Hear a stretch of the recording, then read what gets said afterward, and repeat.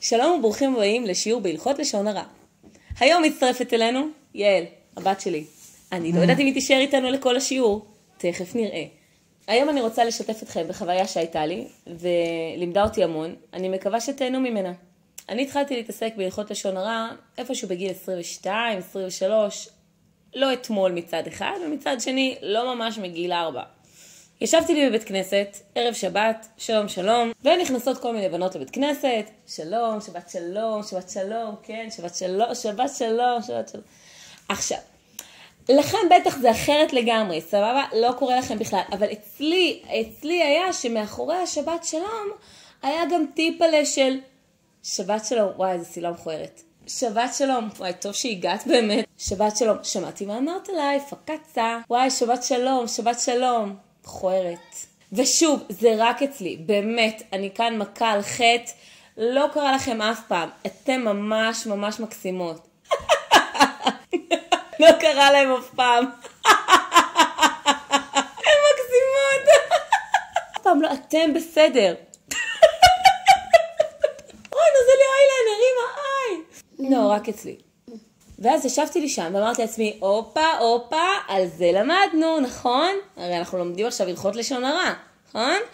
אסור לדבר ככה, אסור לחשוב ככה, דיבור לשון הרע מתחיל מהמחשבה, אז אנחנו נזכך את המחשבה שלנו עכשיו, ואנחנו לא נחשוב את הדברים האלה, והסמלה שלה לא מכוערת, ואין לי את החצאית הזאת מרנואר מלפני 7 שנים ואני נסגר איתה.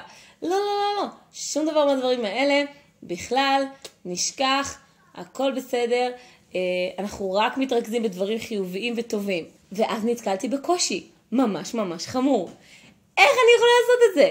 איך להפסיק להסתכל מסביב? הרי כל מה שאני רואה מסביבי זה נשים, כל מה שאני רואה מסביבי זה אנשים אחרים. אני אסתכל על הסידור, אוקיי, מסתכל על הסידור.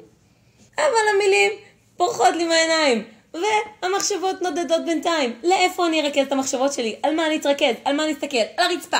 בואו נסתכל על הרצפה. אתם מכירים את זה שברצפה של בית כנסת אפשר לראות כאילו כל מיני דמויות ופרצופים? אז התחלתי לחפש כל מיני דמויות ופרצופים, והסידור, ודמויות ברצפה של בית כנסת. אבל זה לא מספיק. המחשבה הולכת ונודדת לכל מיני מקומות אחרים. ומה אני אעשה? ואז הגיעה הערה והייתה לי ההבנה. ברגע שאני מפסיקה להסתכל על אנשים אחרים, ועל מה הם מדברים, ומה הם לובשים, ומה הם עושים, אין לי ברירה אלא להסתכל על עצמי, ומה אני עושה, ואיך אני מדברת, ואיך אני מתנהגת. תאמינו לי שיש הרבה על מה לחשוב. יש הרבה מה לשקול. מספיק שתחשבו על מה שדיברתם בשבוע האחרון, על מה שעשיתם רע ביום האחרון, בשעה האחרונה. תאמינו לי, חומר מספיק. והנה לנו עוד יתרון נהדר של שמירה על הלכות לשון הרע. אנחנו בעצם משפרים את עצמנו, את ההתנהגות שלנו, כי אין לנו על מה לחשוב. ואם אתם במקרה כמוני, אז תוכלו להגיע מרמה של -100 ל-50, שיפור אדיר. רק טוב יצא מזה, באחריות מלאה. תודה שהצטרפתם אליי. אתם מוזמנים להירשם לערוץ שלי של הלכות לשון הרע על ידי הקלקה על הכפתור כאן, ואז תקבלו עדכונים בכל שיעור שאני מעלה. אני אשתדל להעלות 1 בשבוע. שיהיה לכם יום מקסים ונפלא, ולהתראות בפעם הבאה. ביי ביי.